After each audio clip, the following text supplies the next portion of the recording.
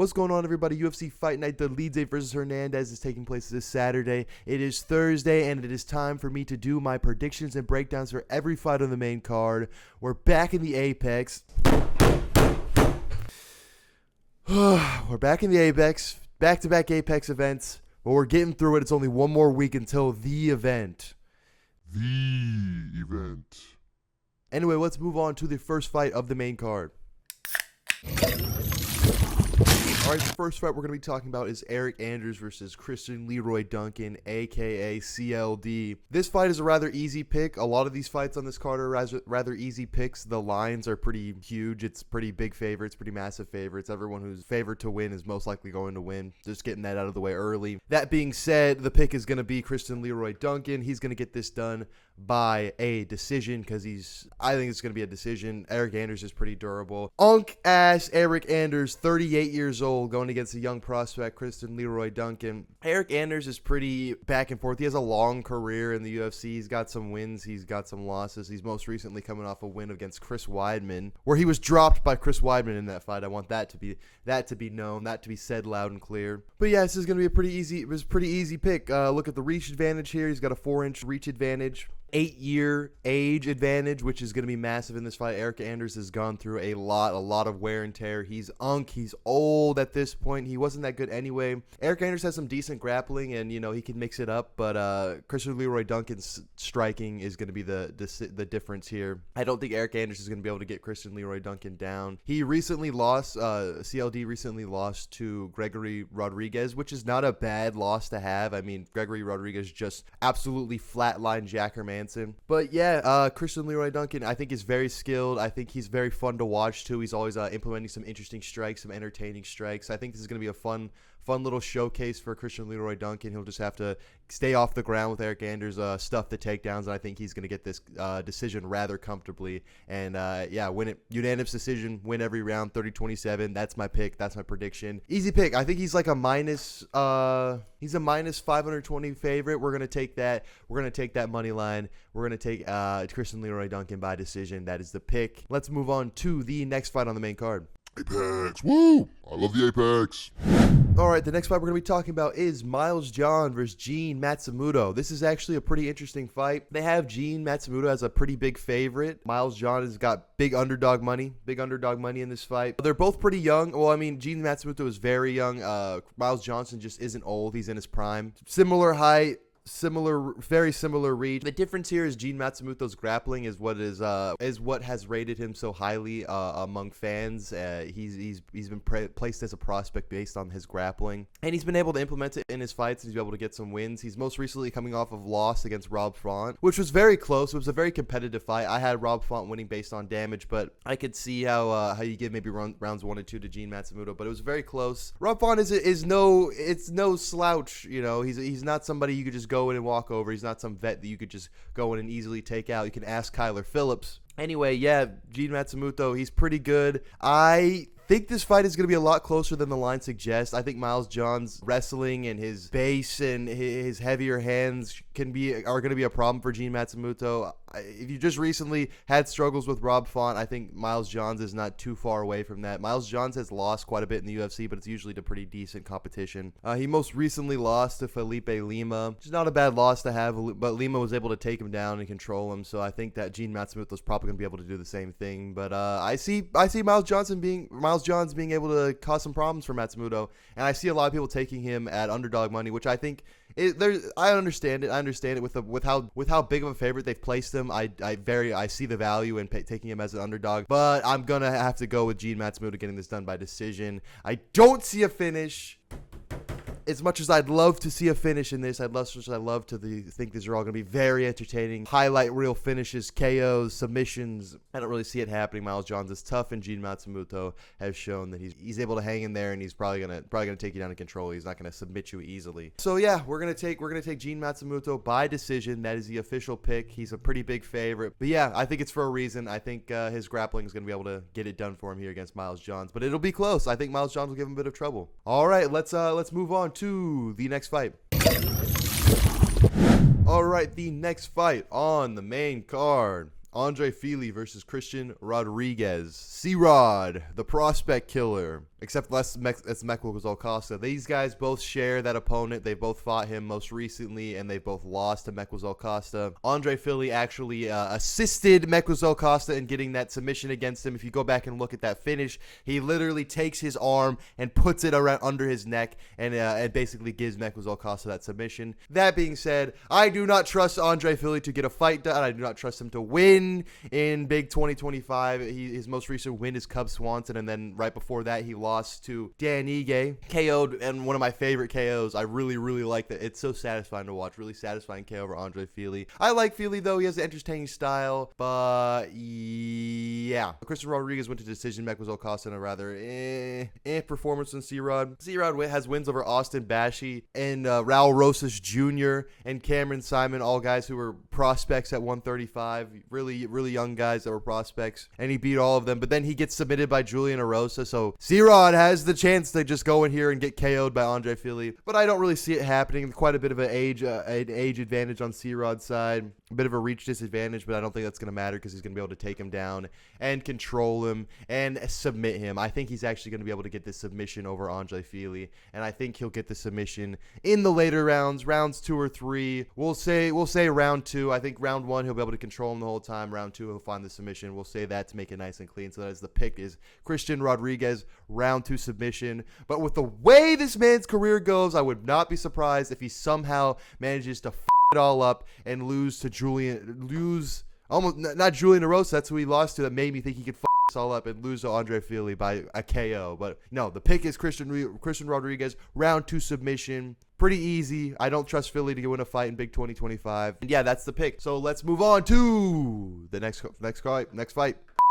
fight. Oh, I love the Apex. Fighting in a warehouse. All right, the next fight that we're going to be talking about, Yasmin Lucindo versus Angela Hill. If you look at this fight, if you look at the odds, some of the reasoning that I've gone against the other picks, 23, 40. That's about it.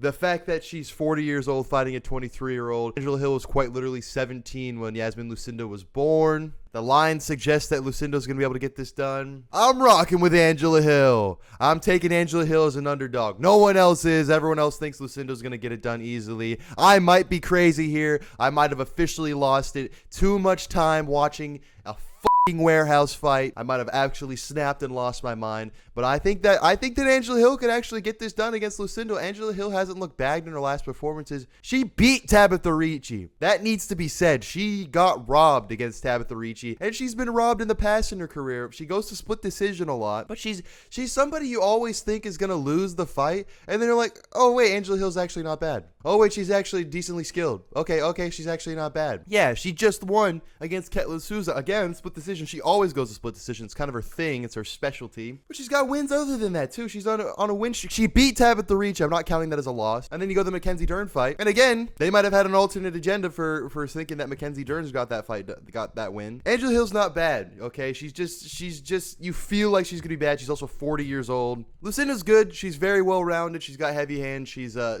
very good grappler. She has a lot of submission wins. But You ain't run into the Neil Magny of women's strawweight, which is Angela Hill. The Neil Magny of strawweight. We're giving her the title. She is the Neil Magny of strawweight. And Neil Magny just got a win. He just got a TKO KO win. So we're going with Angela Hill, and we're going with Angela Hill by decision. We're going to Angela Hill by 29-28 split decision. I'm picking this down to the scorecard. 29-28. 2 out of 3 judges are going to give it to her. She's not that bad. She's not that bad, guys. We can't just sit here and pretend that Angela Hill's a bad fighter. She's not. And I'm crazy, and she's a massive underdog, but that's the pick. Angela Hill by decision.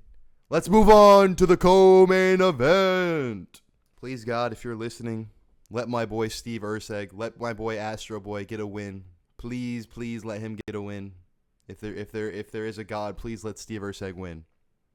Amen. All right, the next fight.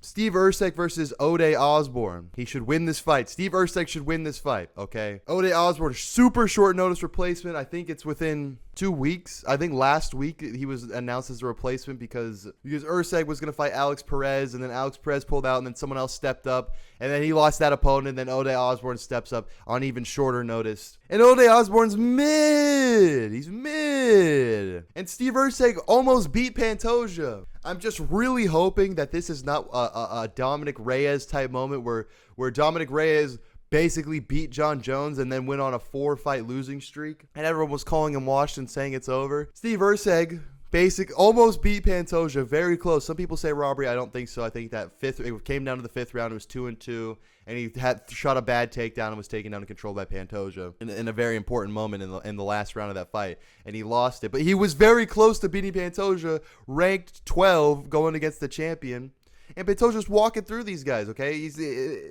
Usyk had the closest fight with him. And then he got KO'd by Kai Kara-France, who...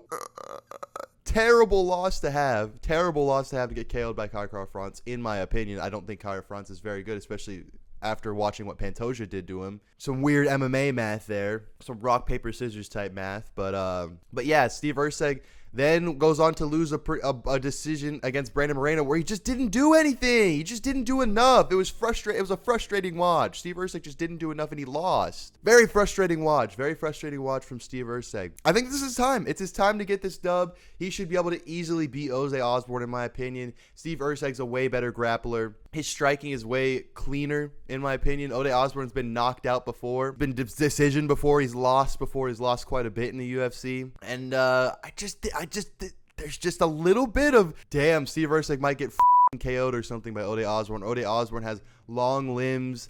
He's kind of explosive. He's athletic. There's a chance that Ode Osbourne gets this done with his weird athletic striking, but he really shouldn't. Steve Usyk should be able to do what he wants in this fight. He should be able to take him down. I don't see him finishing Ode Osbourne, to be honest, and if he does, it'll be by submission. But I don't really see it happening. I'm going with another decision. Yeah, 4 decision picks. I'm kind of just a decision pick guy. I don't know. I'm just kind of a decision pick guy. They happen quite a bit. But yeah, we're going to go with Steve Usyk by decision. I'm predicting this to be a boring Apex event. There's some decent names. There's some fights that are okay on this card. There's some names on the prelims and stuff, but it's going to be a boring warehouse fight night where we're all wanting to f***ing off ourselves. Sorry, I'm going to bleep all of that. Yeah, Steve Usyk should get this done. I don't want to say too much else about it. I don't want to jinx it, but Steve Usyk should be able to get this done against Ode Osbourne. So that's the official pick is Steve Usyk by decision. Again, another massive favorite. This guy should win the fight type of vibe. But yeah, let's move on to the main event. Let's get it over with. On to the main event. Woo! Roman Dolidze versus Anthony Hernandez. A very, very worthy main event. This one's actually a really decent main event to a fight night. Very excited to see Anthony Hernandez versus Roman Dolidze. One of the worst matchups for Anthony Hernandez in the middleweight division. Roman Dolidze is very good grappling.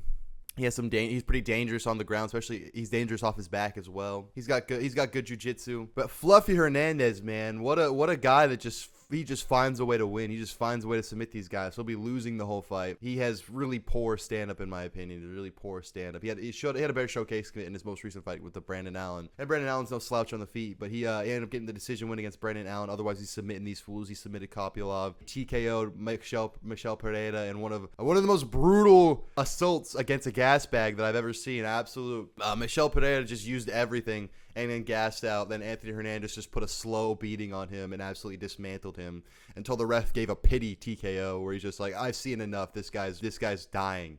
If I don't stop this, it's like death by 1,000 cuts. Anthony Hernandez just kept putting those blows on him. Roman Dolidze's dangerous. He's got a lot of wins. He's lost to Marvin Vettori, but then he ends up getting that win back in a boring fight. Holy crap, what a boring fight it was. Very, very, very boring performance. But he ends up getting that win back. But other than that, he completely, in one of the most brutal finishes I've ever seen, he finishes Phil Hawes, absolutely destroyed his knee, then KO'd him. That one sticks out in my mind. He's been on a very good run since 2022. He just has that one loss. Or actually, he has the 2 losses. He has the loss to Imavov and Marvin Vettori. And then if you go further back, he has a loss to Trevin Giles as well. Anyway, they were all decision losses, and he just kind of, got shut down in those. But otherwise, his wins are brutal finishes usually. I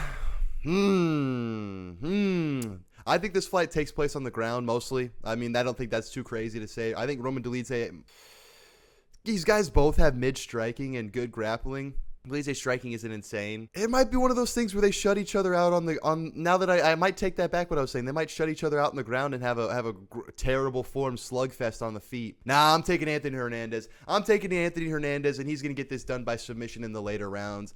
I think Dolidze's older, too old. Look at this, 37-31. That's always something that factors into my pick. Dolidze's more brutal. I think that he's more of a brutal finisher. I think Anthony Hernandez his cardio is just insane. I think he'll be able to outlast whatever Dolidze has on the feet early in the fight. I think that Anthony Hernandez is going to stay safe enough on the ground. He's been submitted in the UFC before, but that was pretty early in his career. It's like a revitalization of Anthony Hernandez. He lost to Kevin Holland, and he got submitted by somebody else. I can't remember their name right now. But that was way earlier in his career. I think he's on a brand new run right now. Yeah, I'm thinking Anthony Hernandez is going to get this done. I think he's going to submit Roman Dolidze in the later rounds. I think that Dolidze is going to gas. I think Anthony Hernandez is going to outlast him. And I want to see Fluffy at the top. I want to see some fresh matchups with Anthony Hernandez. I want to see him eventually fight in this goofy fucking mess we have at the top of middleweight with DDP, Hamza, Rainier de Ritter, and Fluffy Hernandez. What a fucking circus we have at middleweight. And I'd love Anthony Hernandez to be a part of it. It's just like every title fight's just going to be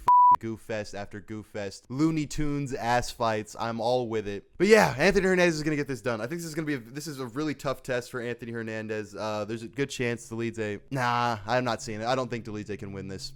I don't think Dolidze can win this. But it's a tough matchup for Hernandez, is what I'll say. Just with the grappling of Dolidze and then the brutality of finishes. Anyway. Yep. All right. That's the pick. Another Apex event. Predictions down the drain. We did it. We got through it. Yay. So, yep. I'll be doing my live watch along with all my predictions for the prelims during this Saturday. So you can check me out on YouTube and Twitch. I live stream on both. You can come check out and watch the fights with me, a fellow degenerate. I'll probably be getting drunk. Actually, it's at 4 p.m. I'll probably be getting drunk, and then next week we have a real paper. We have DDP versus Hamza. We have a real event with a crowd and everything. So you gotta get through these 2 weeks. But anyway, like and subscribe if you enjoyed the video. I do predictions like this every fight night. Every time there's an event, every fight night, every pay-per-view, I do predictions, and then on Thursday and then on Monday I do my reaction. So you can check out for that on Monday. Anyways, I'll see you during the live stream. If not, I'll see you Monday. Hope you all have a good day. Peace out.